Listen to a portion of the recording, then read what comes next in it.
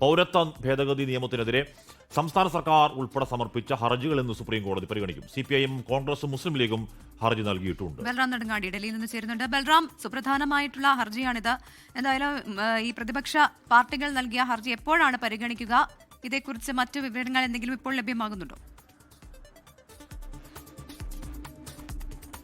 Very good morning Hashmi, Pravitha.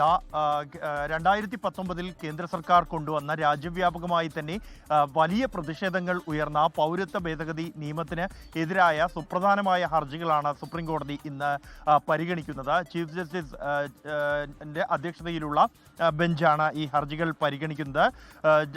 Chief justice Suryakant ഉച്ചയ്ക്ക് മുമ്പായി തന്നെ ഈ ഹർജികൾ പരിഗണിക്കും എന്നാണ് നിലവിലെ ഈ ഷെഡ്യൂളുകൾ പരിശോധിക്കുമ്പോൾ വ്യക്തമാകുന്നത്. പ്രധാനമായും കേരളത്തിൽ നിന്നുള്ള സുപ്രധാനമായ രാഷ്ട്രീയ പാർട്ടികൾ കോൺഗ്രസും മുസ്ലിം ലീഗും CPIM അടക്കമുള്ളവർ സമർപ്പിച്ച ഹർജികൾക്കൊപ്പം തന്നെ സംസ്ഥാന സർക്കാരും ഈ വിഷയത്തിൽ സുപ്രീം കോടതിയെ സമീപിച്ചിരുന്നു.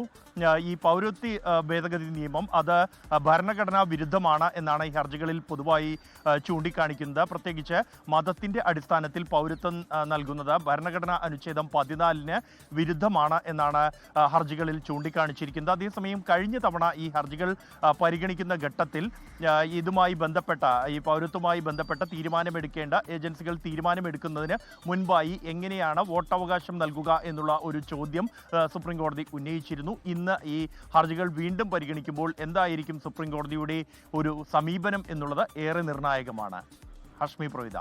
അതെ, നിർണായകമായിട്ടുള്ള ഹർജിയാണ്. അതിലിപ്പോൾ കോടതിയുടെ ഇടപെടൽ ഏത് തരത്തിലായിരിക്കും ഉണ്ടാവുക എന്നുള്ളതൊക്കെ ഏറെ പ്രധാനമാണ്. ഹർജികളെന്ന് സുപ്രീം കോടതിയാണ് പരിഗണിക്കുന്നത്.